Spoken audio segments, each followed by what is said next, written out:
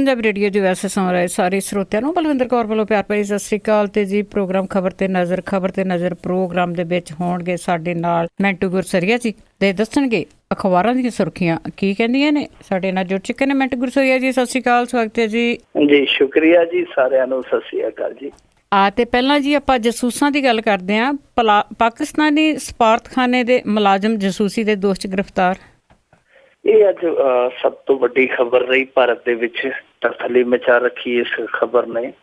ਸਫਾਰਤਖਾਨਾ ਜਿਹੜਾ ਪਾਕਿਸਤਾਨ ਦਾ, ਉਹਦਾ high commissioner ਆ ਅਬਦੁਲ ਬਾਸਿਤ, ਉਹ ਤੇ ਵੈਸੇ ਮਸਿਆ ਸੰਗਰਾਦ ਤਲਬ ਹੁੰਦਾ ਹੀ ਰਹਿੰਦਾ ਕਿਸੇ ਨਾ ਕਿਸੇ ਮਾਮਲੇ 'ਚ। ਕਦੇ ਉਹ ਕਸ਼ਮੀਰੀਆਂ ਦੇ ਜਿਹੜੇ ਵੱਖਵਾਦੀ ਨੇਤਾ ਉਹਨਾਂ ਨੂੰ ਬੁਲਾ ਲੈਂਦਾ, ਕਦੇ ਕਿਸੇ ਮਾਮਲੇ 'ਚ, ਕਦੇ ਕਿਸੇ ਮਾਮਲੇ 'ਚ। ਪਰ ਅੱਜ ਇਹ ਸਭ ਤੋਂ ਵੱਡਾ ਕਹਿ ਲਈਏ ਹੈਰਾਨ ਕਰਨ ਵਾਲਾ ਖੁਲਾਸਾ ਕੀਤਾ ਭਾਰਤੀ ਏਜੰਸੀਆਂ ਨੇ ਕਿ ਮਹਿਮੂਦ ਅਖਤਰ ਜਿਹੜਾ ਉੱਥੇ ਵੀਜ਼ਾ ਵਿਭਾਗ ਦੇ ਵਿੱਚ ਆ ਇਹਨਾਂ ਦੇ ਸਫਾਰਤਖਾਨੇ ਦੇ ਵਿੱਚ, ਕਿ ਮਹਿਮੂਦ ਅਖਤਰ ਜਿਹੜਾ ਉਹ ਜਸੂਸੀ ਕਰਦਾ ਪਿਆ ਸੀ ਪਿਛਲੇ ਲਗਭਗ 2 ਸਾਲਾਂ ਤੋਂ। ਤੇ ਉਹਨੇ ਇਸ ਕੰਮ ਲਈ ਬਕਾਇਦਾ ਭਾਰਤ ਦੇ ਵਿੱਚ ਜਿਹੜੇ ਆ ਉਹ ਕੁਝ ਲੋਕ ਨਾਲ ਰਲਾਏ ਹੋਏ ਸਨ। ਰਾਜਸਥਾਨ ਦੇ ਨਗੌਰ ਜ਼ਿਲ੍ਹੇ ਦੇ 2 ਹੋਰ ਵਿਅਕਤੀ ਹੈ ਜਿਹੜੇ ਉਹ ਅੱਜ ਫੜੇ ਗਏ। ਇੱਕ ਤੀਜਾ ਦੇਰ ਸ਼ਾਮ ਖਬਰ ਆਉਂਦਿਆਂ ਉਹ ਵੀ ਰਾਜਸਥਾਨ ਦੇ ਵਿੱਚੋਂ ਗ੍ਰਿਫਤਾਰ ਕਰ ਲਿਆ ਗਿਆ। ਇਹ ਜਿਹੜੇ ਇੱਥੋਂ ਦੇ ਨਾਗਰਿਕ ਸਨ, ਭਾਰਤ ਦੇ ਨਾਗਰਿਕ, ਜਿਹੜੇ 2-3 ਦਿਨ ਨਾਲ ਪੱਟ ਕੇ ਰਲਾਏ ਹੋਏ ਸੀ, ਉਹ ਇਹਨੂੰ ਖੁਫੀਆ ਸੂਚਨਾਵਾਂ ਲਿਆ ਕੇ ਦਿੰਦੇ ਸਨ, ਖੁਫੀਆ ਜਾਣਕਾਰੀਆਂ ਲਿਆ ਕੇ ਦਿੰਦੇ ਸਨ, ਤੇ ਇਹ ਅੱਗੇ ਉਹਨਾਂ ਜਾਣਕਾਰੀਆਂ ਨੂੰ ਕਨਵੇ ਕਰਦਾ ਸੀਗਾ। ਇਹਦੇ ਤੇ ਦੋਸ਼ ਲੱਗੇ ਆ ਕਿ ਇਹ ਲੰਮੇ ਸਮੇਂ ਤੋਂ ਇਸ ਤਰ੍ਹਾਂ ਦੀਆਂ ਗਤੀਵਿਧੀਆਂ ਨੂੰ ਅੰਜਾਮ ਦੇਣ ਡਿਆ ਸੀਗਾ। ਹੁਣ ਅੱਜ ਇਹਨੂੰ ਦਿੱਲੀ ਪੁਲਿਸ ਨੇ ਹਿਰਾਸਤ 'ਚ ਲਿਆ ਕਿਉਂਕਿ ਡਿਪਲੋਮੈਟ ਜਿਹੜੇ ਕਾਨੂੰਨ ਆ, ਨੇਮ ਆ, ਉਹ ਇਹ ਕਹਿੰਦੇ ਆ ਕਿ ਕਿਸੇ ਵੀ ਇਸ ਤਰ੍ਹਾਂ ਦੇ ਮੁਲਕ ਦੇ ਜਿਹੜਾ ਸਫਾਰਤਖਾਨੇ ਦੇ ਵਿੱਚ ਕੋਈ ਸਫੀਰ ਦੇ ਨਾਲ ਕੰਮ ਕਰਦਾ ਹੈ, ਉਹਨੂੰ ਕਿਸੇ ਕੇਸ ਦੇ ਵਿੱਚ ਨਾਮਜ਼ਦ ਨਹੀਂ ਕੀਤਾ ਜਾ ਸਕਦਾ। ਉਹਦੇ ਲਈ ਅੱਡ ਇੱਕ ਪ੍ਰਕਿਰਿਆ ਹੈ। ਸੋ ਇਹਨੂੰ ਹਿਰਾਸਤ 'ਚ ਲੈ ਕੇ ਪੁੱਛਗਿੱਛ ਤੇ ਜ਼ਰੂਰ ਕੀਤੀ ਗਈ ਹੈ, ਪਰ ਇਹਦੇ ਤੇ ਕੋਈ ਕੇਸ ਨਹੀਂ ਦਰਜ ਕੀਤਾ ਗਿਆ। ਪਰ ਨਾਲ ਹੀ ਇਹਨੂੰ ਇਹ ਕਹਿ ਕੇ ਛੱਡਿਆ ਗਿਆ ਕਿ ਉਹ 24 ਘੰਟਿਆਂ ਦੇ ਅੰਦਰ ਭਾਰਤ ਛੱਡ ਜਾਏਗਾ। ਸੋ ਇਹ ਜਿਹੜਾ ਮਹਿਮੂਦ ਅਖਤਰ ਆ, ਇਹ ਹੁਣ 24 ਘੰਟਿਆਂ ਦੇ ਅੰਦਰ ਇੱਥੋਂ ਭਾਰਤ 'ਚੋਂ ਚਲੇ ਜਾਏਗਾ। ਵੈਸੇ ਜਸੂਸੀ ਦੀਆਂ ਕਹਾਣੀਆਂ ਜਿਹੜੀਆਂ ਉਹ ਰਾਜੇ ਰਾਣਿਆਂ ਤੋਂ ਲੈ ਕੇ ਕਬੀਲੀ ਸਰਦਾਰਾਂ ਤੱਕ ਬਹੁਤ ਪਿੱਛੋਂ ਤੱਕ ਆਪਾਂ ਸੁਣਦੇ ਆ ਰਹੇ ਹਾਂ। ਪਰ ਭਾਰਤ ਪਾਕਿਸਤਾਨ ਦੇ ਵਿੱਚ ਇਸ ਤਰ੍ਹਾਂ ਦੀਆਂ ਕਹਾਣੀਆਂ, ਕਿਉਂਕਿ ਦੋਵਾਂ ਦੇ ਰਿਸ਼ਤੇ ਜਿਹੜੇ ਆ ਬਹੁਤ ਕਸ਼ੀਦਗੀ ਵਾਲੇ ਆ, ਤਲਖੀ ਵਾਲੇ ਆ, ਕੁੜੱਤਣ ਵਾਲੇ ਆ, ਤਾਂ ਇਹਨਾਂ ਦੋਹਾਂ ਮੁਲਕਾਂ ਦੇ ਵਿੱਚ ਇਹੋ ਜਿਹੀਆਂ ਕਹਾਣੀਆਂ ਜਸੂਸੀ ਦੀਆਂ ਉਹ ਰਹਿ ਕੇ ਸਾਹਮਣੇ ਆਉਂਦੀਆਂ। ਕਦੇ ਕੋਈ ਕਿਰਪਾਲ ਸਾਹਮਣੇ ਆ ਜਾਂਦਾ, ਕਦੇ ਕੋਈ ਸਰਬਜੀਤ ਸਾਹਮਣੇ ਆ ਜਾਂਦਾ, ਕਦੇ ਕੋਈ ਹੋਰ ਸਾਹਮਣੇ ਆ ਜਾਂਦਾ, ਸੁਰਜੀਤ ਸਾਹਮਣੇ ਆ ਜਾਂਦਾ। ਇਹ ਇਸ ਤਰ੍ਹਾਂ ਸਾਡਾ ਵੀ ਇੱਕ ਕੁਲਭੂਸ਼ਣ ਯਾਦਵ ਪਿੱਛੇ ਜੇ ਚਰਚਾ ਦਾ ਵਿਸ਼ਾ ਬਣ ਗਿਆ ਸੀ, ਜਿਹੜਾ ਪਾਕਿਸਤਾਨ 'ਚ ਫੜਿਆ ਗਿਆ। ਉਹਨਾਂ ਨੇ ਕਿਹਾ ਜੀ ਇਹ ਨੇਵੀ ਅਫਸਰ ਆ, ਰਿਟਾਇਰਡ ਨੇਵੀ ਅਫਸਰ ਹੈ, ਤੇ ਸਾਡੇ ਇੱਥੇ ਬਲੋਚਿਸਤਾਨ ਦੇ ਵਿੱਚ ਗੜਬੜੀਆਂ ਕਰਵਾਉਂਦਾ, ਨਾਲੇ ਜਾਣਕਾਰੀਆਂ ਇਕੱਠੀਆਂ ਕਰਦਾ। ਹਾਲਾਂਕਿ ਭਾਰਤ ਨੇ ਉਹਦਾ ਕੋਈ ਵੀ ਇਹੋ ਜਿਹਾ ਮੰਨਣ ਤੋਂ ਇਨਕਾਰ ਕਰ ਦਿੱਤਾ ਸੀ ਕਿ ਰਿਕਾਰਡ ਇਹਦਾ ਕੋਈ ਨੇਵੀ ਦੇ ਵਿੱਚ ਹੈ। ਸੋ ਇਸ ਤਰ੍ਹਾਂ ਦੀਆਂ ਬਹੁਤ ਸਾਰੀਆਂ ਕਹਾਣੀਆਂ ਜਸੂਸੀ ਦੀਆਂ ਦੋਵਾਂ ਪਾਸਿਆਂ ਤੋਂ ਸਾਹਮਣੇ ਆਉਂਦੀਆਂ ਪਈਆਂ। ਚਾਹੇ ਇਹ ਸੁਭਾਇਕੀ ਹੈ, ਚਾਹੇ ਸਾਜ਼ਿਸ਼ ਹੈ, ਚਾਹੇ ਕੋਈ ਕਹਿ ਲਈਏ ਕਿ ਡਿਪਲੋਮੈਟਿਕ ਪ੍ਰਾਪੇਗੰਡਾ ਆ, ਜਿਸ ਤਰ੍ਹਾਂ ਵੀ ਮਰਜ਼ੀ ਆ, ਕਿਉਂਕਿ ਦੋਵੇਂ ਦੇਸ਼ ਇੱਕ ਦੂਜੇ ਦੀਆਂ ਕਰਦੇ ਆ ਜਸੂਸੀਆਂ ਦੇ ਵਿੱਚ, ਕੋਈ ਸ਼ੱਕ ਨਹੀਂ, ਕੋਈ ਦੋ ਰਾਏ ਨਹੀਂ।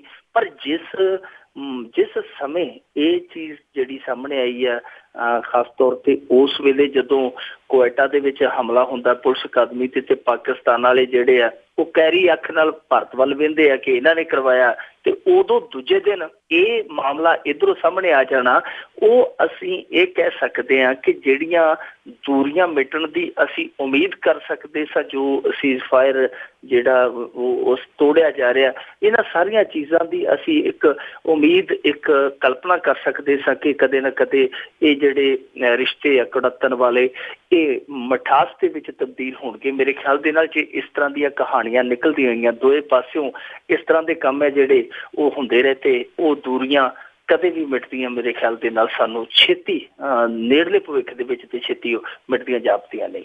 ਅੱਛਾ ਜੀ, ਅੱਗੇ ਗੱਲ ਕਰਦੇ ਹਾਂ ਸੁਪਰੀਮ ਕੋਰਟ ਦੇ ਇਤਿਹਾਸਿਕ ਫੈਸਲੇ ਦੀ। ਉਹਨਾਂ ਨੇ ਕਿਹਾ ਕਿ ਕੱਚੇ ਮੁਲਾਜ਼ਮਾਂ ਨੂੰ ਵੀ ਪੱਕਿਆਂ ਬਰੋਬਰ ਤਨਖਾਹ ਦਿਓ। ਇਹ ਸੁਪਰੀਮ ਕੋਰਟ ਦਾ ਵਾਕਿਆ ਇਤਿਹਾਸਿਕ ਫੈਸਲਾ ਹੈ ਤੇ ਨਜ਼ੀਰ ਹੈ ਸਾਡੇ ਇੱਥੋਂ ਦੇ ਉਸ ਸਿਸਟਮ ਲਈ ਜੋ ਬਹੁਤ ਵੱਡੇ ਪੱਧਰ ਤੇ ਸ਼ੋਸ਼ਣ ਕਰਦਾ, ਖਾਸ ਤੌਰ ਤੇ ਬੇਰੁਜ਼ਗਾਰ ਲੋਕਾਂ ਦੀ ਕਿਰਤ ਦਾ। ਇਹ ਮਸਲਾ ਪੰਜਾਬ ਦੇ ਨਾਲ ਜੁੜਿਆ ਹੋਇਆ ਹੈ। ਬਹੁਤ ਸਾਰੇ ਲੋਕ ਹੈ ਜਿਹੜੇ ਸ਼ਾਇਦ ਉਹ ਨਹੀਂ ਜਾਣਦੇ ਹੋਣਗੇ, ਸੁਪਰੀਮ ਕੋਰਟ ਦਾ ਜਿਹੜਾ ਇਹ ਫੈਸਲਾ ਆਇਆ ਹੈ ਇਹ ਪੰਜਾਬ ਦੇ ਕੱਚੇ ਕਾਮਿਆਂ ਵੱਲੋਂ ਪਾਈ ਪਟੀਸ਼ਨ ਤੇ ਆਇਆ।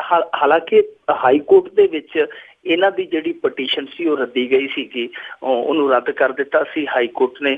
ਪੰਜਾਬ ਤੇ ਹਰਿਆਣਾ ਹਾਈ ਕੋਰਟ ਨੇ ਆਖਿਆ ਸੀ ਕਿ ਪੱਕੇ ਮੁਲਾਜ਼ਮਾਂ ਦੇ ਬਰੋਬਰ ਕੱਚੇ ਮੁਲਾਜ਼ਮਾਂ ਨੂੰ ਵੇਤਨ ਨਹੀਂ ਦਿੱਤਾ ਜਾ ਸਕਦਾ।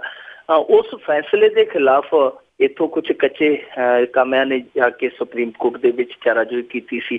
ਸੁਪਰੀਮ ਕੋਰਟ ਨੇ ਅੱਜ ਸਾਫ਼ ਕਰ ਦਿੱਤਾ ਕਿ ਕੱਚੇ ਮੁਲਾਜ਼ਮਾਂ ਨੂੰ ਪੱਕੇ ਮੁਲਾਜ਼ਮਾਂ ਦੇ ਬਰੋਬਰ ਹੀ ਤਨਖਾਹ ਮਿਲਣੀ ਚਾਹੀਦੀ ਹੈ ਔਰ ਇਹ ਇਹਨਾਂ ਦਾ ਹੱਕ ਬਣਦਾ। ਉਹਨਾਂ ਨੇ ਸਾਫ਼ ਤੌਰ ਤੇ ਕਿਹਾ ਕਿ ਕੋਈ ਖੰਡ ਖਾਂਦਿਆਂ ਘੱਟ ਵੇਤਨ ਤੇ ਕੰਮ ਨਹੀਂ ਕਰਦਾ, ਉਹ ਮਜਬੂਰੀਆਂ ਕਰਵਾਉਂਦੀਆਂ ਨੇ ਕਿ ਉਹ ਇਸ ਤਰ੍ਹਾਂ ਦਾ ਜੇ ਬਣਦਾ ਸਿਸਟਮ ਸਾਡੇ ਮੁਲਕ ਦੇ ਵਿੱਚ ਤੇ ਉਸ ਦੇ ਤੌਰ ਤੇ ਕਿਰਤ ਦਾ ਸ਼ੋਸ਼ਣ ਹੈ। ਇਹਦੇ ਨਾਲ ਹੁਣ ਬਹੁਤ ਵੱਡੀ ਰਾਹਤ ਹੈ ਜਿਹੜੀ ਉਹ ਕੱਚੇ ਕਾਮਿਆਂ ਨੂੰ ਮਿਲੇਗੀ ਜਿਹੜੇ ਠੇਕਾ ਆਧਾਰਿਤ ਜਾਂ ਆਊਟਸੋਰਸਿੰਗ ਦੇ ਜ਼ਰੀਏ ਭਰਤੀ ਹੋਏ ਆ, ਸਰਕਾਰੀ ਕੰਮ ਕਰਦੇ। ਵੈਸੇ ਵੇਖਿਆ ਜਾਵੇ ਤੇ ਇਹਦੇ 'ਚ ਕੋਈ ਸ਼ੱਕ ਨਹੀਂ ਹੈ, ਦੋ ਜਾਣੇ ਆ, ਦੋਏ ਇੱਕੋ ਕੰਮ ਕਰਦੇ ਆ, ਇੱਕ ਰੈਗੂਲਰ ਆ, ਇੱਕ ਠੇਕੇ ਤੇ ਭਰਤੀ ਹੈ।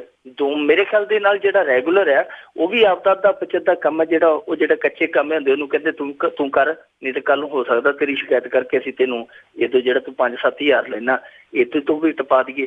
ਸੋ ਉਹਦੇ ਤੇ ਜ਼ਿਆਦਾ ਬੋਝ ਆਉਂਦਾ ਸਗੋਂ ਕੱਚੇ ਕੰਮ ਤੇ। ਪਰ ਤਨਖਾਹ ਦੇ ਵਾਰੀ ਉਹਦੀ ਤਨਖਾਹ ਬਹੁਤ ਮੋਟੀ ਹੈ ਰੈਗੂਲਰ ਕਰਮਚਾਰੀ ਦੀ, ਤੇ ਜਿਹੜਾ ਠੇਕਾਦਾਰ ਤੇ ਆ ਉਹਦੀ ਬਿਲਕੁਲ ਥੋੜੀ ਆ। ਕਈ ਤੇ 5-7 ਹਜ਼ਾਰ ਤੇ ਕਈ ਸਾਲਾਂ ਤੋਂ ਕੰਮ ਕਰਨ ਡਏ ਆ। ਤੁਸੀਂ ਆਪ ਹੀ ਅੰਦਾਜ਼ਾ ਲਾ ਲਓ ਕਿ 5-7-10 ਹਜ਼ਾਰ ਐਦੋਂ ਵੱਡੀ ਕਿਰਤ ਦੀ ਲੁੱਟ ਕੀ ਹੋਏਗੀ। ਦੂਜੀ ਗੱਲ ਕਿ ਜੇਕਰ ਇਸ ਤਰ੍ਹਾਂ ਸੁਪਰੀਮ ਕੋਰਟ ਦਾ ਹੁਕਮ ਜਿਹੜਾ ਆਇਆ ਉਹ ਲਾਗੂ ਹੋ ਜਾਂਦਾ ਹੈ, ਉਹਦੇ 'ਚ ਇਹ ਹੋਏਗਾ ਕਿ ਜੋ ਇਹ ਠੇਕਾ ਪ੍ਰਣਾਲੀ ਸ਼ੁਰੂ ਕੀਤੀ ਹੋਈ, ਖਾਸ ਤੌਰ ਤੇ ਪੰਜਾਬ ਸਰਕਾਰ ਤੇ ਹੋਈ ਇਸੇ ਕੰਮ ਤੇ ਗਈ ਹੈ, ਇਹਨੂੰ ਕਿਤੇ ਨਾ ਕਿਤੇ ਠੱਲ ਪਵੇਗੀ ਕਿਉਂਕਿ ਤਨਖਾਹਾਂ ਬਰਾਬਰ ਹੋ ਜਾਣਗੀਆਂ। ਇਹਦੇ ਵਿੱਚ ਉਮੀਦ ਕੀਤੀ ਜਾ ਸਕਦੀ ਹੈ ਕਿ ਜਿਹੜੀਆਂ ਰੈਗੂਲਰ ਨੌਕਰੀਆਂ ਜਿਹਨੂੰ ਆਪਾਂ ਸਥਾਈ ਰੋਜ਼ਗਾਰ ਕਹਿੰਦੇ ਆ ਉਹਦੇ ਵੱਲ ਜ਼ਿਆਦਾ ਧਿਆਨ ਦਿੱਤਾ ਜਾਏਗਾ। ਪਰ ਹੁਣ ਇਹ ਪੰਗਾ ਹੈ ਕਿ ਇਹ ਲਾਗੂ ਹੁੰਦਾ ਜਾਂ ਨਹੀਂ ਹੁੰਦਾ ਕਿਉਂਕਿ ਇਸ ਸਰਕਾਰ ਦਾ ਜਿਹੜਾ ਕਾਰਜਕਾਲ ਆ ਉਹ ਬਹੁਤ ਕਹਿ ਲਈਏ ਸੀਮਤ ਰਹਿ ਗਿਆ ਤੇ ਉਸ ਸੀਮਤ ਕਾਰਜਕਾਲ ਦੇ ਦੌਰਾਨ ਇਸ ਹੁਕਮ ਨੂੰ ਇਨ ਪਿੰਨ ਨਾਲ ਦੀ ਨਾਲ ਲਾਗੂ ਕਰ ਦੇਣਗੇ। ਹਾਲੇ ਥੋੜਾ ਜਿਹਾ ਇਹਦੇ 'ਚ ਸ਼ੰਕਾ ਆ ਪਰ ਉਮੀਦ ਕੀਤੀ ਜਾ ਸਕਦੀ ਹੈ ਕਿ ਹੁਣ ਕੱਚੇ ਕੰਮ ਆ ਜਿਹੜੇ ਬੇਸ਼ੱਕ ਉਹ ਪੱਕੇ ਨਾ ਹੋਣ ਪਰ ਉਹ ਇਸ ਫੈਸਲੇ ਦੇ ਆਧਾਰ ਤੇ ਵੇਤਨ ਹੈ ਜਿਹੜਾ ਘੱਟੋ ਘੱਟ ਉਹ ਬਰਾਬਰ ਕਰਵਾ ਲੈਣਗੇ। ਜੇ ਬਰਾਬਰ ਕਰਵਾ ਲੈਣਗੇ ਤਾਂ ਇਹ ਮੇਰੇ ਖਿਆਲ ਦੇ ਨਾਲ ਇੱਕ ਬਹੁਤ ਵੱਡੀ ਉਹਨਾਂ ਲਈ ਰਾਹਤ ਤੇ ਉਹਨਾਂ ਦੀ ਕਿਰਤ ਦੀ ਇੱਕ ਬਹੁਤ ਵੱਡੀ ਜਿੱਤ ਆ। ਅੱਜ ਤੇ ਅੱਗੇ ਆਪਾਂ ਗੱਲ ਕਰਦੇ ਹਾਂ। ਸੂਚਨਾ ਤੇ ਪ੍ਰਸਾਰਣ ਮੰਤਰੀ ਨੇ ਸਾਫ਼ ਕੀਤਾ ਕਿ ਪਾਕ ਕਲਾਕਾਰਾਂ ਤੇ ਕੋਈ ਬੈਨ ਨਹੀਂ। ਵੈਂਕਈਆ ਨਾਇਡੂ ਹੈ ਸਾਡਾ ਸੂਚਨਾ ਤੇ ਪ੍ਰਸਾਰਣ ਮੰਤਰੀ, ਉਹਨੇ ਇਹ ਗੱਲ ਕਹੀ ਹੈ ਕਿ ਜਿਹੜਾ ਪਾਕਿਸਤਾਨੀ ਕਲਾਕਾਰਾਂ ਬਾਰੇ ਇੱਕ ਵਿਵਾਦ ਉੱਠਿਆ ਉਹਦੇ 'ਚ ਮੈਂ ਸਾਫ਼ ਕਰ ਦੇਵਾਂ ਕਿ ਇਹਨਾਂ ਕਲਾਕਾਰਾਂ ਤੇ ਕੋਈ ਬੈਨ ਨਹੀਂ ਹੈ, ਯਾਨੀ ਅਧਿਕਾਰਤ ਤੌਰ ਤੇ ਕੋਈ ਵੀ ਇਹੋ ਜਿਹਾ ਭਾਰਤ ਸਰਕਾਰ ਵੱਲੋਂ ਕੋਈ ਵੀ ਇਹੋ ਜਿਹਾ ਬੈਨ ਨਹੀਂ ਲਾਇਆ ਗਿਆ, ਕੋਈ ਤਰੀਕਾ ਵਰਤ ਕੇ ਇਹਨਾਂ ਨੂੰ ਪਾਬੰਦ ਨਹੀਂ ਕੀਤਾ ਗਿਆ ਕਿ ਉਹ ਕੰਮ ਨਹੀਂ ਕਰ ਸਕਦੇ। ਪਰ ਨਾਲ ਹੀ ਨਾਇਡੂ ਇੱਕ ਗੱਲ ਹੋਰ ਕਹਿੰਦਾ, ਉਹ ਜਿਹੜੀ ਗੱਲ ਕਹਿੰਦਾ ਉਹ ਇਹ ਹੈ ਕਿ ਜਦੋਂ ਵੀ ਪਾਕਿਸਤਾਨੀ ਕਲਾਕਾਰਾਂ ਨੂੰ ਇਹ ਨਿਰਮਾਤਾ ਆਪਣੀਆਂ ਫਿਲਮਾਂ 'ਚ ਲੈਣ, ਲੋਕਾਂ ਦੀਆਂ ਭਾਵਨਾਵਾਂ ਦਾ ਖਿਆਲ ਰੱਖਣ। ਹੁਣ ਭਾਵਨਾਵਾਂ ਜਿੱਥੇ ਆ ਗਈਆਂ ਉੱਥੇ ਪਾਕਿਸਤਾਨੀ ਕਲਾਕਾਰ ਹੈ ਜਿਹੜੇ ਉਹ ਕੰਮ ਕਰ ਲੈਣਗੇ, ਇਹ ਮੁਨਾਸਬ ਨਹੀਂ ਜਾਪਦਾ ਕਿਉਂਕਿ ਇੱਥੇ ਭਾਵਨਾਵਾਂ ਦਾ ਵਹਿਣ ਇਹੋ ਜਿਹਾ ਹੈ ਜਿਹੜੇ ਪਾਸੇ ਨੂੰ ਵਹਿ ਤੁਰਦਾ ਤੇ ਫਿਰ ਉਹ ਬਹੁਤ ਸਾਰੀਆਂ ਚੀਜ਼ਾਂ ਜਿਹੜੀਆਂ ਨਾਲ ਲੈ ਜਾਂਦਾ। ਇਹ ਰਾਸ਼ਟਰਵਾਦ ਦਾ ਇਸ ਸਮੇਂ ਵਹਿਣ ਹੈ ਤੇ ਉਸ ਵਹਿਣ ਦੇ ਵਿੱਚ ਇਹੋ ਜਿਹਾ ਜਿਹੜਾ ਬਿਆਨ ਆਉਣਾ ਉਹ ਫਿਰ ਇਸ ਕਰਕੇ ਜਿਹੜਾ ਇਹਨਾਂ ਨੇ ਕਿਹਾ ਕਿ ਭਾਵਨਾਵਾਂ ਦਾ ਖਿਆਲ ਰੱਖਣ, ਉਹ ਇਸ ਬਿਨਾਂ ਤੇ ਫਿਰ ਥੋੜਾ ਜਿਹਾ ਕਹਿ ਸਕਦੇ ਆ ਕਿ ਨਿਆਂ ਸੰਗਤ ਨਹੀਂ ਹੈ, ਪ੍ਰਸੰਗਕ ਨਹੀਂ ਹੈ ਜਿਸ ਤਰੀਕੇ ਦਾ ਉਹਨਾਂ ਨੇ ਬਿਆਨ ਦਿੱਤਾ। ਜਾਪਦਾ ਇਹ ਹੈ ਕਿ ਨਾਇਡੂ ਇੱਥੇ ਜੋ ਦੇਵੇਂਦਰ ਫੜਨਵੀਸ ਇਹਨਾਂ ਦੇ ਭਾਜਪਾ ਦੇ ਉੱਥੋਂ ਦੇ ਮਹਾਰਾਸ਼ਟਰ ਦੇ ਮੁੱਖ ਮੰਤਰੀ ਹੈ, ਜੋ ਉਹਨਾਂ ਨੇ ਕਰਤੂਤ ਕੀਤੀ, ਜੋ ਗੁਲ ਖਿਲਾਇਆ, ਕਿਤੇ ਨਾ ਕਿਤੇ ਉਹਨੂੰ ਢੱਕਣ ਲਈ ਇਸ ਬਿਆਨ ਨੂੰ ਆਧਾਰ ਬਣਾ ਰਹੇ ਆ ਕਿਉਂਕਿ ਦਵਿੰਦਰ ਫੜਨਵੀਸ ਦੇ ਮਾਮਲੇ 'ਚ ਭਾਰਤੀ ਜਨਤਾ ਪਾਰਟੀ ਦੀ ਬਹੁਤ ਜ਼ਿਆਦਾ ਕਿਰਕਰੀ ਹੋਈ ਹੈ। ਤਾਂ ਹੀ ਅੱਜ ਵੈਂਕਈਆ ਨਾਇਡੂ ਨੇ ਨਾਲ ਇਹ ਵੀ ਕਿਹਾ ਕਿ ਦਵਿੰਦਰ ਫੜਨਵੀਸ ਦਾ ਉਸ ਮਾਮਲੇ 'ਚ ਕੋਈ ਲੈਣ ਦੇਣ ਨਹੀਂ ਹੈ ਜੀ, ਉਹ ਤੇ ਉਸ ਡੀਲ ਦੇ ਨਾਲ ਸਹਿਮਤੀ ਨਹੀਂ ਸੀਗਾ, ਉਹ ਤੇ ਉਸ ਮੀਟਿੰਗ ਦੇ ਵਿੱਚ ਗਿਆ ਜ਼ਰੂਰ ਆ। ਯਾਨੀ ਪੋਚੇ ਜਿਹੜੇ ਮਾਰੇ ਆ ਉਹ ਪੋਚੇ ਇਹਨੇ ਡਬੋਏ ਇਸ ਬਿਆਨ ਦੇ ਵਿੱਚ ਕਿ ਜੀ ਪਾਕਿਸਤਾਨ ਕਲਾਕਾਰਾਂ ਤੇ ਕੋਈ ਬੈਨ ਨਹੀਂ ਹੈ। ਪਰ ਇਹ ਸਿੱਧੇ ਤੌਰ ਤੇ ਅਸੀਂ ਵੇਖ ਸਕਦੇ ਹਾਂ ਕਿ ਵੈਂਕਈਆ ਨਾਇਡੂ ਹੈ ਜਿਹੜਾ ਉਹ ਦਵਿੰਦਰ ਫੜਨਵੀਸ ਨੂੰ ਕਿਤੇ ਨਾ ਕਿਤੇ ਡਿਫੈਂਡ ਕਰਦਾ ਪਿਆ। ਉਹ ਇਹ ਨਹੀਂ ਮੰਨ ਰਹੇ ਕਿ ਦਵਿੰਦਰ ਫੜਨਵੀਸ ਨੇ ਮੁੱਖ ਮੰਤਰੀ ਦੇ ਅਹੁਦੇ ਤੇ ਰਹਿ ਕੇ ਬਹੁਤ ਵੱਡੀ ਗਲਤੀ ਕੀਤੀ ਹੈ ਕਿ ਜਿਹੜਾ ਉਹ ਉੱਥੇ ਲੈ ਕੇ ਲੁੰਗ ਲਾਣਾ ਸਾਰਾ ਫਿਲਮੀ ਐਕਟਰਾਂ ਦਾ, ਫਿਲਮੀ ਨਿਰਮਾਤਾਵਾਂ ਦਾ, ਉੱਥੇ ਜਾ ਕੇ ਰਾਜ ਠਾਕਰੇ ਦੇ ਗੋਡੀ ਮੁੱਢ ਬਹਿ ਗਿਆ। ਪਰ ਜਿਸ ਤਰੀਕੇ ਦੇ ਨਾਲ ਇਹ ਕੰਮ ਕਰਨ ਡਏ ਆ, ਖਾਸ ਤੌਰ ਤੇ ਠਾਕਰਿਆਂ ਦੇ ਥੱਲੇ ਲੱਗ ਕੇ, ਉਹਦੇ ਤੋਂ ਇਹਨਾਂ ਨੂੰ ਥੋੜਾ ਜਿਹਾ ਸਬਕ ਲੈਣ ਦੀ ਜ਼ਰੂਰਤ ਆ। ਕਦੇ ਉਹ ਕਹਿ ਦਿੰਦੇ ਆ ਕਿ ਅਸੀਂ ਇੱਥੇ ਹਿੰਦੀ ਬੋਲਣ ਵਾਲਿਆਂ ਨੂੰ ਨਹੀਂ ਵੜਨ ਦੇਣਾ, ਕਦੇ ਉਹ ਕਹਿ ਦਿੰਦੇ ਅਸੀਂ ਉੱਤਰ ਭਾਰਤ ਵਾਲਿਆਂ ਨੂੰ ਇੱਥੇ ਨਹੀਂ ਵੜਨ ਦੇਣਾ, ਇਹ ਤਾਂ ਚੁੱਪ ਰਹਿੰਦੇ ਆ। ਕਦੇ ਉਹ ਸੁਪਰੀਮ ਕੋਰਟ ਨੂੰ ਲਲਕਾਰ ਲੈਂਦੇ ਆ ਕਿ ਇਸ ਤਰ੍ਹਾਂ ਹੀ ਚੁੱਪ ਰਹੇ ਤੇ ਇਸ ਤਰ੍ਹਾਂ ਹੀ ਉਹਨਾਂ ਦੀਆਂ ਇਹ ਆਪ ਹੁਦਰੀਆਂ ਤੇ ਪੋਚੇ ਪਾਉਂਦੇ ਰਹੇ। ਇੱਕ ਦਿਨ ਉਹਨਾਂ ਨੇ ਇਹਨਾਂ ਦੇ ਗਲ 'ਚ ਵੀ ਸਾਫਾ ਪਾ ਲੈਣਾ। ਤੇ ਜੀ ਅੱਗੇ ਆਪਾਂ ਕਰਦੇ ਹਾਂ ਸ਼੍ਰੋਮਣੀ ਕਮੇਟੀ ਦੀ ਗੱਲ ਕਿ ਉਹਨਾਂ ਦਾ ਇਜਲਾਸ 5 ਨਵੰਬਰ ਨੂੰ। ਸ਼੍ਰੋਮਣੀ ਕਮੇਟੀ ਦਾ ਜਿਹੜਾ ਜਨਰਲ ਇਜਲਾਸ ਹੈ 5 ਨਵੰਬਰ ਨੂੰ ਬੁਲਾ ਲਿਆ ਗਿਆ। ਵੈਸੇ ਬਹੁਤ ਚਿਰੋਕਾ ਉਡੀਕਿਆ ਜਾ ਰਿਹਾ ਸੀਗਾ, ਬੜੇ ਲੰਬੇ ਸਮੇਂ ਤੋਂ ਉਡੀਕ ਸੀ ਕਿ ਸ਼੍ਰੋਮਣੀ ਕਮੇਟੀ ਦਾ ਇਹ ਜਨਰਲ ਇਜਲਾਸ ਹੈ ਜਿਹੜਾ ਕਦੋਂ ਬੁਲਾਇਆ ਜਾਵੇਗਾ। ਇਹਨਾਂ ਨੇ ਪਿਛਲੇ ਹਫ਼ਤੇ ਇੱਕ ਪੱਤਰ ਲਿਖਿਆ ਸੀ, ਚਿੱਠੀ ਲਿਖੀ ਸੀਗੀ ਕੇਂਦਰੀ ਗ੍ਰਹਿ ਮੰਤਰਾਲੇ ਨੂੰ ਕਿ ਸਾਨੂੰ ਇਜਲਾਸ ਬੁਲਾ ਕੇ ਦਿੱਤਾ ਜਾਵੇ ਤੇ ਸਾਡੀ ਜਿਹੜੀ ਕਾਰਜਕਾਰਨੀ ਚੁਣੀ ਜਾਵੇ। ਹੁਣ ਕੇਂਦਰ ਵੱਲੋਂ ਹਰੀ ਝੰਡੀ ਹੋ ਗਈ ਹੈ। 5 ਨਵੰਬਰ ਨੂੰ ਇਹ ਜਨਰਲ ਇਜਲਾਸ ਹੈ ਜਿਹੜਾ ਸ਼੍ਰੋਮਣੀ ਕਮੇਟੀ ਦਾ ਬੁਲਾਇਆ ਜਾਵੇਗਾ। ਇੱਥੇ ਮੈਂ ਦੱਸ ਦੇਵਾਂ ਕਿ ਜਿਹੜਾ ਪਹਿਲਾ ਇਜਲਾਸ ਹੁੰਦਾ ਹਾਊਸ ਦਾ, ਉਹਦੀ ਅਗਵਾਈ ਹੈ ਜਿਹੜੀ ਉਹ ਅੰਮ੍ਰਿਤਸਰ ਦਾ ਡਿਪਟੀ ਕਮਿਸ਼ਨਰ ਕਰਦਾ ਹੈ। ਡਿਪਟੀ ਕਮਿਸ਼ਨਰ ਅਗਵਾਈ ਕਰੇਗਾ ਤੇ ਫਿਰ ਉਸ ਮੌਕੇ ਤੇ ਨਵੀਂ ਜਿਹੜੀ ਕਾਰਜਕਾਰਨੀ ਉਹ ਚੁਣੀ ਜਾਏਗੀ। ਹੋ ਸਕਦਾ ਕਿ ਉਸ ਦਿਨ ਪ੍ਰਧਾਨ ਦੀ ਵੀ ਚੋਣ ਹੋ ਜਾਵੇ। ਇਹ 2011 ਦੇ ਵਿੱਚ ਜਿਹੜੀ ਚੁਣੀ ਗਈ ਸੀ ਕਮੇਟੀ, ਉਹ ਯਾਦ ਹੀ ਹੈ ਸਾਰਿਆਂ ਨੂੰ, ਪਤਾ ਹੀ ਹੈ ਕਿ ਕਿਸ ਤਰ੍ਹਾਂ ਨਾਲ ਦੀ ਨਾਲ ਸਹਿਜਧਾਰੀਆਂ ਦੇ ਹੱਕ 'ਚ ਹਾਈ ਕੋਰਟ 'ਚੋਂ ਫੈਸਲਾ ਆ ਗਿਆ ਸੀ, ਜਿਹਨੂੰ ਇਹਨਾਂ ਨੇ ਸੁਪਰੀਮ ਕੋਰਟ 'ਚ ਜਾ ਕੇ ਚੈਲੰਜ ਕਰ ਦਿੱਤਾ ਸੀ। ਫਿਰ ਸੁਪਰੀਮ ਕੋਰਟ ਦੇ ਵਿੱਚ ਜਿਹੜਾ ਮਸਲਾ ਗਿਆ, ਬਾਅਦ ਦੇ ਵਿੱਚ ਸਾਰਿਆਂ ਨੂੰ ਪਤਾ ਕਿ ਇਹਨਾਂ ਨੇ ਦੋਵਾਂ ਸਦਨਾਂ ਦੇ ਵਿੱਚੋਂ ਸਹਿਜਧਾਰੀ ਵੋਟ ਵਾਲਾ ਜਿਹੜਾ ਮਸਲਾ ਸੀ ਉਹ ਮੁਕਾ ਕੇ ਸਾਰਾ ਕੁਝ ਕੰਮ ਫਰਕ ਕਰਕੇ ਸੁਪਰੀਮ ਕੋਰਟ ਤੋਂ ਇਜਾਜ਼ਤ ਲੈ ਲਈ ਸੀਗੀ। ਹੁਣ ਇਸ ਮਸਲੇ ਤੇ ਸਿਰਫ ਇਹੋ ਹੀ ਅੜੀ ਰਹਿ ਗਈ ਸੀਗੀ ਕਿ ਇਹ ਜਨਰਲ ਇਜਲਾਸ ਕਦੋਂ ਬੁਲਾਇਆ ਜਾਂਦਾ। ਸੋ ਇਹਨਾਂ ਦੀਆਂ ਉਡੀਕਾਂ ਜਿਹੜੀਆਂ ਉਹ ਖਤਮ ਹੋ ਗਈਆਂ। 5 ਨਵੰਬਰ ਨੂੰ ਹੋ ਸਕਦਾ ਹੈ ਕਿ ਪ੍ਰਧਾਨ ਵੀ ਹੈ ਜਿਹੜਾ ਉਹ ਵੀ ਨਵਾਂ ਮਿਲ ਜੇ ਸ਼੍ਰੋਮਣੀ ਕਮੇਟੀ ਨੂੰ, ਤੇ ਕਾਰਜਕਾਰਨੀ ਹੈ ਜਿਹੜੀ ਉਹ ਤੇ ਵੈਸੇ ਚੁਣੀ ਜਾਣੀ ਆ। ਪ੍ਰਧਾਨ ਬਣਨ ਦੀ ਦੌੜ ਆ ਜਿਹੜੀ ਉਹ 3-4 ਬੰਦਿਆਂ ਦੇ ਆਲੇ ਦੁਆਲੇ ਆ। ਇੱਕ ਤੇ ਜਥੇਦਾਰ ਦਿਆਲ ਸਿੰਘ ਕੋਲਿਆਂ ਵਾਲੀ ਜਿਹੜਾ ਬਾਦਲ ਪਰਿਵਾਰ ਦੇ ਇਸ ਸਮੇਂ ਸਭ ਤੋਂ ਨਜ਼ਦੀਕੀ ਬੰਦਿਆਂ ਚੋਂ ਇੱਕ ਆ। ਦੂਸਰਾ ਸੇਵਾ ਸਿੰਘ ਸੇਖਵਾਂ, ਕਿਰਪਾਲ ਸਿੰਘ ਬਡੂੰਗਰ ਦੀ ਵੀ ਚਰਚਾ ਹੈ। ਇਹ 3-4 ਚਿਹਰੇ ਆ ਜਿਹੜੇ ਇਸ ਦੌੜ ਦੇ ਵਿੱਚ ਦੂਜਿਆਂ ਤੋਂ ਬਹੁਤ ਅੱਗੇ ਆ। ਉਮੀਦ ਕੀਤੀ ਜਾ ਰਹੀ ਹੈ ਕਿ ਇਹਨਾਂ 3-4 ਚੋਂ ਇੱਕ ਤੇ ਗੁਣਾ ਪੈ ਜਾਏਗਾ। ਅਵਤਾਰ ਸਿੰਘ ਮੱਕੜ ਵੀ ਪਿਛਲੇ ਦਿਨੀ ਅਨੰਦਪੁਰ ਸਾਹਿਬ ਗਿਆ ਸੀ ਤੇ ਉੱਥੇ ਪੱਤਰਕਾਰਾਂ ਦੇ ਨਾਲ ਗੱਲਬਾਤ ਕਰਦਿਆਂ ਉਹਨੇ ਕਿਹਾ ਕਿ ਦਾਅਵੇਦਾਰਾਂ ਚੋਂ ਮੈਂ ਵੀ ਹਾਂ। ਯਾਨੀ ਮੱਕੜ ਸਾਹਿਬ ਨੇ ਕਿਹਾ ਕਿ ਮੈਨੂੰ ਵੀ ਵਿੱਚ ਗਿਣੋ, ਮੈਨੂੰ ਨਾ ਭੁਲਾਇਓ, ਮੈਂ ਵੀ ਦਾਅਵੇਦਾਰ ਹਾਂ। ਸੋ ਦਾਅਵੇਦਾਰੀ ਉਹਨਾਂ ਨਹੀਂ ਛੱਡੀ। ਪਰ ਅੱਜ ਮੱਕੜ ਸਾਹਿਬ ਲਈ ਇੱਕ ਬੁਰੀ ਖਬਰ ਵੀ ਹੈ। 6 ਤਰੀਕ ਨੂੰ ਇਹਨਾਂ ਦੇ ਪੋਤਰੇ ਦਾ ਵਿਆਹ ਆਨੰਦ ਕਾਰਜ ਆ। 5 ਤਰੀਕ ਨੂੰ ਇਜਲਾਸ ਆ ਗਿਆ, ਜਨਰਲ ਇਜਲਾਸ ਆ ਗਿਆ। ਇਹ ਉਧਰ ਰੁੱਝੇ ਹੋਣਗੇ ਤੇ ਨਾਲੇ ਇੱਧਰ ਵੀ ਇਹਨਾਂ ਦਾ ਜਿਹੜਾ ਦਿਲ ਆ ਉਹ ਇੱਧਰ ਵੀ ਇਹਨਾਂ ਦਾ ਕਿਤੇ ਨਾ ਕਿਤੇ ਧੜਕਦਾ ਹੋਏਗਾ। ਸੋ ਦੋਵੇਂ ਪਾਸੇ ਇਹਨਾਂ ਦੇ ਪੈਰ ਪਸਾਰੇ ਹੋਣੇ ਆ। ਦੂਜਾ ਇਹ ਘਾਟਾ ਪੈ ਜਾਣਾ ਹੈ ਕਿ ਜਿਹੜੇ ਚੰਗੇ ਚੋਟੀ ਦੇ ਜਥੇਦਾਰ ਜਿਨ੍ਹਾਂ ਚੋਂਦੇ ਸ਼ਗਨ ਪਾਉਣੇ ਸੀ ਉਹ ਵੀ ਵਿਆਹ ਦੇ ਵਿੱਚ ਸ਼ਾਇਦ ਸ਼ਾਮਲ ਨਹੀਂ ਹੋਣਗੇ। ਅੱਜ ਜੀ ਅੱਗੇ ਆਪਾਂ ਨਵਜੋਤ ਸਿੱਧੂ ਦੀ ਗੱਲ ਕਰਦੇ ਆ ਕਿ ਜਿਹੜਾ ਉਠਕ ਬੈਠਕ ਬੜੇ ਚਿਰਾਂ ਦੀ ਹੋ ਰਹੀ ਆ, ਕਿਸੇ ਪਾਸੇ ਵੀ ਨਹੀਂ, ਤੇ ਪਰ ਹੁਣ ਉਹਦਾ ਫੇਰ ਭਾਅ ਚਮਕਿਆ। ਅੱਜ ਪ੍ਰਕਾਸ਼ ਸਿੰਘ ਬਾਦਲ ਨੇ ਪ੍ਰਤਾਪ ਸਿੰਘ ਕੈਰੋਂ ਦੀ ਗੱਲ ਸੁਣਾਈ। ਵੈਸੇ ਨਾਂ ਨਹੀਂ ਲਿਆ ਕਿਉਂਕਿ ਉਹ ਕਾਂਗਰਸੀ ਮੁੱਖ ਮੰਤਰੀ ਹੁੰਦਾ ਸੀ, ਤੇ ਉਹਦੀ ਗੱਲ ਸੁਣਾਈ। ਉਹਨੇ ਇੱਕ ਵਾਰੀ ਕੈਰੋਂ ਸਾਹਿਬ ਨੇ ਦੱਸਦੇ ਕਿ ਸਫ਼ਰ ਦੇ ਦੌਰਾਨ ਖਰਗੋਸ਼ ਮਰੇ ਤੇ ਆਪਣੇ ਜਿਹੜੇ ਉਹਦੇ ਨਾਲ ਬੈਠੇ ਸਨ ਸਕੱਤਰ PA ਉਹਨਾਂ ਨੂੰ ਥੱਲੇ ਲਾ ਕੇ ਪੁੱਛਿਆ ਕਿ ਖਰਗੋਸ਼ ਕਿਉਂ ਮਰਿਆ। ਉਹ ਕਹਿੰਦੇ ਜੀ ਇਹਦੀ ਆਈ ਸੀ। ਉਹਨੇ ਆਖਿਆ ਆਈ ਨਹੀਂ, ਇਹ ਦੁਬਿਧਾ 'ਚ ਸੀ ਕਿ ਮੈਂ ਗਾਂਹ ਜਾਵਾਂ ਕਿ ਪਿਛਾਂਹ ਮੁੜਾਂ, ਤੇ ਉਸੇ ਦੁਬਿਧਾ ਦਾ ਸ਼ਿਕਾਰ ਹੋ ਕੇ ਮਾਰਿਆ ਗਿਆ। ਤੇ ਅੱਜ ਪ੍ਰਕਾਸ਼ ਸਿੰਘ ਬਾਦਲ ਨੇ ਵੀ ਉਸੇ ਖਰਗੋਸ਼ ਦੀ ਉਦਾਹਰਨ ਦਿੱਤੀ ਹੈ ਸਿੱਧੂ ਦੇ ਮਾਮਲੇ ਤੇ ਕੱਲ ਸੁਖਬੀਰ ਸਿੰਘ ਬਾਦਲ ਨੇ ਆਖ ਦਿੱਤਾ ਕਿ ਜੀ ਜਿਹੜਾ ਨਵਜੋਤ ਸਿੱਧੂ ਹੈ ਤਾਂ ਮਨੁੱਖੀ ਬੰਬ ਆ। ਤੇ ਅੱਜ ਬੀਬੀ ਸਿੱਧੂ ਬੋਲੀ, ਕਹਿੰਦੀ ਕੋਈ ਗੱਲ ਨਹੀਂ, ਜੇ ਮਨੁੱਖੀ ਬੰਬ ਆ ਤੇ ਚਿੰਤਾ ਨਾ ਕਰੋ, ਇਹ ਤੁਹਾਨੂੰ ਆ ਕੇ ਜੱਫੀ ਪਾਏਗਾ, ਤੈਨੂੰ ਤੇ ਮਜੀਠੀਆ ਨੂੰ, ਸਾਰੇ ਪੰਜਾਬ ਦਾ ਭਲਾ ਹੋ ਜਾਏਗਾ। ਸੋ ਇਹੋ ਜਿਹੇ ਅੱਜ ਬਿਆਨ ਸਿੱਧੂ ਬਾਰੇ ਵੀ ਆਉਂਦੇ ਰਹੇ ਆ। ਪਰ ਇਸ ਦਰਮਿਆਨ ਸਭ ਤੋਂ ਵੱਡਾ ਜਿਹੜਾ ਕਹਿ ਲਈਏ ਕਿ ਇਸ ਸਿਆਸੀ ਹਲਚਲ ਦਾ ਸਭ ਤੋਂ ਵੱਡਾ ਜਿਹੜਾ ਪੱਖ ਰਿਹਾ, ਉਹ ਅੱਜ ਦੇਰ ਸ਼ਾਮ ਤੱਕ ਸਾਹਮਣੇ ਆਇਆ। ਆਮ ਆਦਮੀ ਪਾਰਟੀ ਨੇ ਸਾਫ਼ ਕਰ ਦਿੱਤਾ ਕਿ ਅਸੀਂ ਸਿੱਧੂ ਨੂੰ ਉਪ ਮੁੱਖ ਮੰਤਰੀ ਦਾ ਅਹੁਦਾ ਤੇ ਨਾਲ 5 ਟਿਕਟਾਂ ਉਹਦੇ ਜਿਹੜੇ ਵਾਜ਼ੇ ਪੰਜਾਬ ਦੇ ਜਿਹੜੇ ਉਹਦੇ ਹੋਰ ਸੰਗੀ ਸਾਥੀ, ਉਹਨਾਂ ਲਈ 5 ਟਿਕਟਾਂ ਦਾ ਅਸੀਂ ਕਹਿ ਲਈਏ ਕਿ ਉਹਨਾਂ ਨੂੰ ਪੇਸ਼ਕਸ਼ ਕੀਤੀ ਹੈ। ਇਹ ਤੋਹਫਾ ਦਿੰਦੇ ਆ ਉਹਨਾਂ ਨੂੰ, ਜੇ ਉਹ ਚਾਹੁਣ ਤੇ ਇੱਧਰ ਵੀ ਆ ਸਕਦੇ ਆ। ਵੈਸੇ ਉੱਧਰ ਪ੍ਰਤਾਪ ਸਿੰਘ ਬਾਜਵਾ ਹੋਰੀ ਵੀ ਕਹਿਣ ਡਏ ਆ ਕਿ ਨਵਜੋਤ ਸਿੱਧੂ ਦੀਵਾਲੀ ਤੋਂ ਪਹਿਲਾਂ ਇੱਕ ਦੀਵਾਲੀ ਜਿਹੜੀ ਉਹ ਕਾਂਗਰਸ ਦੇ ਵਿੱਚ ਆ ਕੇ ਮਨਾ ਜਾਵੇਗਾ, ਇਸ ਦੀਵਾਲੀ ਦੀਆਂ ਰੌਣਕਾਂ ਦੁੱਗਣੀਆਂ ਕਰੇਗਾ। ਹੁਣ ਪਤਾ ਨਹੀਂ ਨਵਜੋਤ ਸਿੱਧੂ ਉਧਰ ਦੀਵਾਲੀ ਦੀਆਂ ਰੌਣਕਾਂ ਲਾਉਂਦਾ ਜਾਂ ਇੱਧਰ ਲਾਉਂਦਾ ਹੈ। ਦੋਵੇਂ ਪਾਸੇ ਕਹਿ ਲਈਏ ਕਿ ਜਿੱਥੇ ਵੀ ਸਿੱਧੂ ਜਾਏਗਾ ਉੱਥੇ ਵੈਸੇ ਦਿਲਚਸਪ ਹੋਣਗੀਆਂ ਕੁਝ ਗੱਲਾਂ।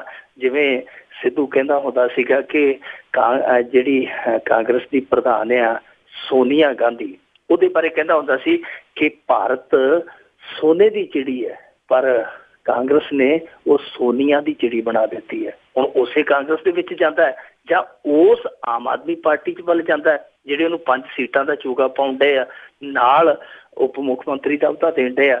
ਅਲਾਇੰਸ ਇਸ ਕਰਕੇ ਹੋ ਰਿਹਾ, ਉਹਨੂੰ ਪਾਰਟੀ ਚ ਆਮ ਆਦਮੀ ਪਾਰਟੀ ਵਾਲੇ ਇਸ ਕਰਕੇ ਨਹੀਂ ਲੈ ਰਹੇ।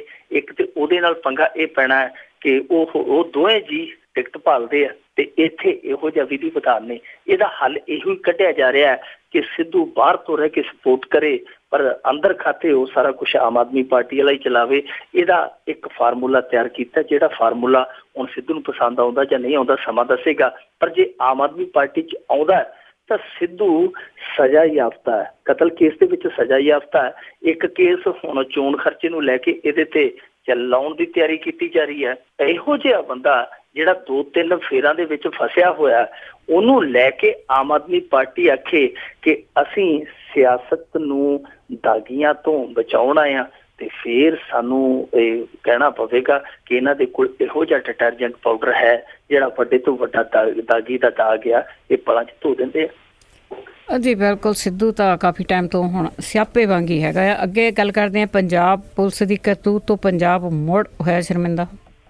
ਅਜੀਤਵਾਲ ਦਾ ਥਾਣਾ ਹੈ ਜੀ ਮੋਗੇ ਜ਼ਿਲ੍ਹੇ ਦੇ ਵਿੱਚ, ਉੱਥੋਂ ਦਾ ਥਾਣੇਦਾਰ ਹੈ ਨਵਜੀਤ ਸਿੰਘ। ਉਹਨੇ ਪਹਿਲਾਂ ਆਪਣੇ ਗਨਮੈਨ ਭੇਜੇ ਕਿ ਢਾਬੇ ਤੇ ਕਿ ਲਿਆਓ ਰੋਟੀ ਖਾਈਏ, ਭੁੱਖ ਲੱਗੀ ਆ। ਉਹ ਗਏ, ਉਹਨੇ ਆਖਿਆ ਸਾਹਿਬ ਵਾਸਤੇ ਖਾਣਾ ਪੈਕ ਕਰ ਦਿਓ। ਉਹਨੇ ਚੰਗੇ ਮਸਾਲੇ ਚੰਗੇ ਭੁੰਨ ਕੇ ਤੇ ਖਾਣਾ ਪੈਕ ਕਰ ਦਿੱਤਾ। ਜਦੋਂ ਖਾਣਾ ਲੈ ਕੇ ਜਾਣ ਲੱਗੇ ਤੇ ਉਹਨਾਂ ਆਖਿਆ ਪੈਸੇ ਸਾਹਿਬ ਨੇ ਕਦੇ ਪੈਸੇ ਨਹੀਂ ਦਿੱਤੇ, ਇਹ ਖਾਣਾ ਜਿਹੜਾ ਸਾਹਿਬ ਵਾਸਤੇ ਚੱਲਿਆ। ਉਹਨੇ ਆਖਿਆ ਮੇਰੇ ਦਸਾਨਵਾਂ ਦੀ ਕਮਾਈ ਹੈ, ਤੁਹਾਡਾ ਸਾਹਿਬ ਤਾਂ ਕਿਤੋਂ ਹੋਰ ਕਰ ਲੇਗਾ ਟਾਈਮ ਪਾਸ, ਪਰ ਮੇਰਾ ਟਾਈਮ ਪਾਸ ਨਹੀਂ ਹੋਣਾ। ਉਹਨਾਂ ਨੇ ਆਖਿਆ ਕੋਈ ਗੱਲ ਨਹੀਂ, ਟਾਈਮ ਪਾਸ ਫਿਰ ਤੇਰਾ ਆ ਕੇ ਉਹ ਆਪੇ ਕਰਾ ਦਿੰਦਾ। ਉਹਨਾਂ ਨੇ ਟੈਲੀਫੋਨ ਹੈ ਜਿਹੜਾ ਉਹਨੂੰ ਘੁਮਾ ਦਿੱਤਾ ਕਿ ਸਾਹਿਬ ਜੀ ਤੁਹਾਡਾ ਖਾਣਾ ਜਿਹੜਾ ਉਹ ਢਾਬੇ ਵਾਲਾ ਨਹੀਂ ਦਿੰਦਾ ਪਿਆ। ਉਹ ਥਾਣੇਦਾਰ ਉੱਥੇ ਆਇਆ ਤੇ ਥਾਣੇਦਾਰ ਨੇ ਪਹਿਲਾਂ ਤੇ 500 ਦਾ ਨੋਟ ਕੱਢ ਕੇ ਉਹਨੂੰ ਫੜਾਇਆ, ਜਿਵੇਂ ਜਵਾਕ ਨੂੰ ਵਿਚਕਾਰੀ ਦਾ 500 ਦਾ ਨੋਟ ਫੜਾਇਆ, ਤੇ ਮੁੜ ਕੇ ਉਹਨੂੰ ਛਤਰੀ ਡਹਿ ਪਿਆ, ਚਪੇੜਾ ਮਾਰ ਲੱਗ ਪਿਆ, ਮੁੜ ਕੇ ਧੂ ਕੇ ਉਹਨੂੰ ਥਾਣੇ ਲੈ ਗਿਆ। ਇਹ ਸਾਰਾ ਕੁਛ CCTV ਕੈਮਰੇ ਦੇ ਵਿੱਚ ਰਿਕਾਰਡ ਹੋ ਗਿਆ। ਜੇ ਤੇ ਉਤਰਾ ਹੁੰਦਾ, ਜੇ ਤੀਜੀ ਅੱਖ ਨਾ ਹੁੰਦੀ ਜਾਗਦੀ, ਤੇ ਫਿਰ ਤੇ ਸਾਰਾ ਕੁਛ ਜਿਹੜਾ ਉਹ ਹਨੇਰੇ 'ਚ ਚੱਲ ਜਾਣਾ ਸੀ। ਉਸ ਥਾਣੇਦਾਰ ਨੇ ਕੀ ਕੀਤਾ ਕਿ ਜਾ ਕੇ ਉਸ ਢਾਬਾ ਮਾਲਕ ਨੂੰ ਥਾਣੇ ਦੇ ਅੰਦਰ ਤਾੜ ਦਿੱਤਾ, ਨਾਲੇ ਉੱਥੇ ਵੀ ਬੈਤ ਫੇਰਿਆ, ਉੱਤੋਂ ਉਹਦੇ ਤੇ ਸ਼ਰਾਬ ਤਸਕਰੀ ਦਾ ਕੇਸ ਦਰਜ ਕਰ ਦਿੱਤਾ। ਫਿਰ ਜਿਹੜੇ ਢਾਬੇ ਵਾਲੇ ਸੀ ਉਹਨਾਂ ਨੂੰ ਚੇਤਾ ਆਇਆ ਕਿ CCTV ਫੁਟੇਜ ਜਦੋਂ ਸਾਹਮਣੇ ਆਈ, ਫਿਰ ਦੁਕਾਨਦਾਰ ਜਿਹੜੇ ਨੇੜਲੇ ਸੀ, ਕਾਰੋਬਾਰੀ ਸੀ, ਉਹਨਾਂ ਨੇ ਵੀ ਰਲ ਕੇ ਮੋਰਚਾ ਖੋਲ ਦਿੱਤਾ। ਉਹਨਾਂ ਆਖਿਆ ਇੰਨੀ ਧੱਕੇਸ਼ਾਹੀ ਕਿ ਇੱਕ ਤੇ ਰੋਟੀ ਹੈ ਜਿਹੜੀ ਉਹ ਤੁਸੀਂ ਫ੍ਰੀ ਦੀ ਭਾਲਦੇ, ਜੇ ਕੋਈ ਨਾ ਕਰਦਾ ਤੁਹਾਡੇ ਤੋਂ ਪੈਸਾ ਮੰਗਦਾ ਤੇ ਫਿਰ ਤੁਸੀਂ ਉਹਦੇ ਨਾਲ ਹਸ਼ਰ ਕਰਦੇ ਹੋ।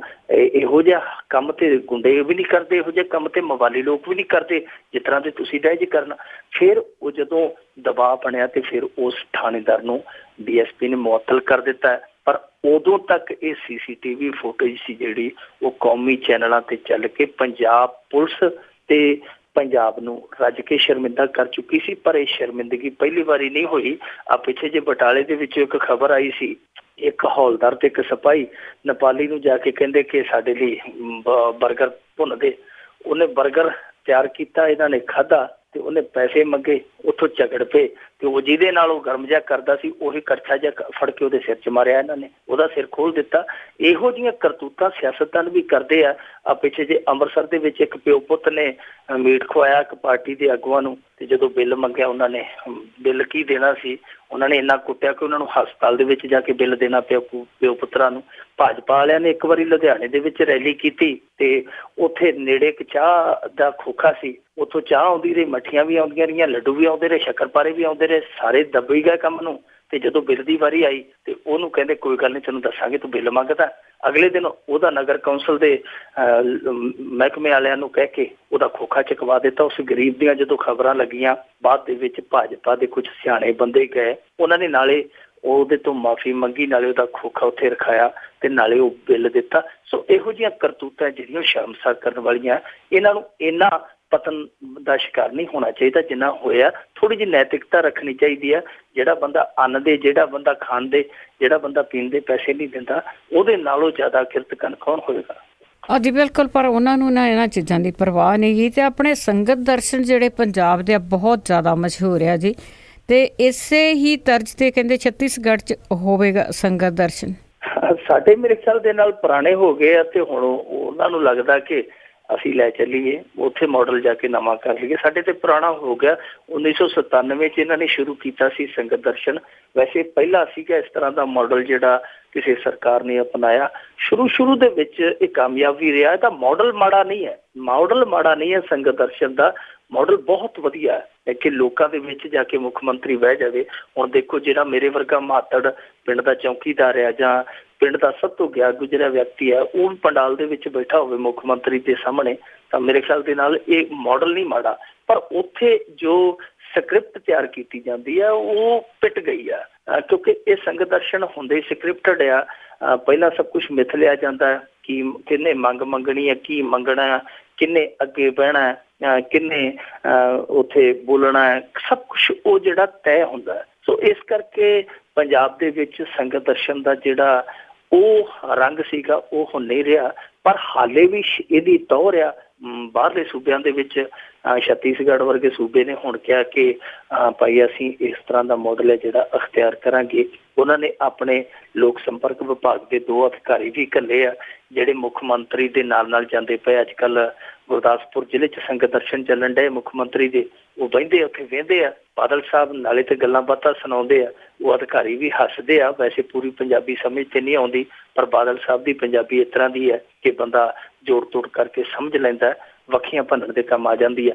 ਸੋ ਉਹ ਨਾਲੇ ਤੇ ਹੱਸ ਖੇਡ ਰਹੇ ਤੇ ਨਾਲੇ ਉਸ ਸੰਗਤ ਦਰਸ਼ਨ ਦੀਆਂ ਕੁਛ ਚੀਜ਼ਾਂ ਜਿਹੜੀਆਂ ਨੋਟ ਕਰਦੇ ਪਏ ਆ, ਜਿਹੜਾ ਉਹਨਾਂ ਨੇ ਫਾਰਮੂਲਾ ਉੱਥੇ ਜਾ ਕੇ ਆਪਣੀ ਸਰਕਾਰ ਨੂੰ ਦੇਣਾ। ਉਹ ਕਹਿੰਦੇ ਕਿ ਅਸੀਂ ਭਵਿੱਖ ਦੇ ਵਿੱਚ, ਨੇੜਲੇ ਭਵਿੱਖ ਦੇ ਵਿੱਚ ਇਸ ਤਰ੍ਹਾਂ ਦਾ ਸੰਗਤ ਦਰਸ਼ਨ ਹੈ ਜਿਹੜਾ ਉਹ ਆਪਣੇ ਸੂਬੇ ਦੇ ਵਿੱਚ ਵੀ ਸ਼ੁਰੂ ਕਰਾਂਗੇ। ਮੇਰੇ ਖਿਆਲ ਦੇ ਨਾਲ ਜਾਂ ਤੇ ਉਹਨਾਂ ਨੂੰ ਪਹਿਲਾਂ ਆ ਜਾਣਾ ਚਾਹੀਦਾ ਸੀ ਜਾਂ 2-4 ਮਹੀਨੇ ਠਹਿਰ ਜਾਂਦੇ। ਹੋ ਸਕਦਾ ਸੀ ਪ੍ਰਕਾਸ਼ ਸਿੰਘ ਬਾਦਲ ਵਿਹਲੇ ਹੋ ਜਾਂਦੇ ਤੇ ਫਿਰ ਪ੍ਰਕਾਸ਼ ਸਿੰਘ ਬਾਦਲ ਨੂੰ ਉੱਥੇ ਲੈ ਜਾਂਦੇ, ਨਾਲੇ ਸੰਗਤ ਦਰਸ਼ਨ ਆਪ ਵੀ ਉੱਥੇ ਤੁਹਾਨੂੰ ਕਰਨਾ ਸਿਖਾ ਦਿੰਦੇ ਤੇ ਨਾਲੇ 4 ਦਿਨ ਤੁਰ ਫਿਰ ਆਉਂਦੇ। ਜੀ ਬਿਲਕੁਲ, ਬਹੁਤ ਬਹੁਤ ਧੰਨਵਾਦ ਮਿੰਟੂ ਗੁਰਸਰੀਆ ਜੀ। ਜੀ ਸ਼ੁਕਰੀਆ। ਹਸਰਤ ਸਨ ਮਿੰਟੂ ਗੁਰਸਰੀਆ ਜੋ ਸਾਨੂੰ ਖਬਰਾਂ ਦੇ ਪਿੱਛੇ ਕੀ ਹੁੰਦਾ ਆ ਉਸ ਦੀ ਗੱਲਬਾਤ ਦੱਸਦੇ ਨੇ।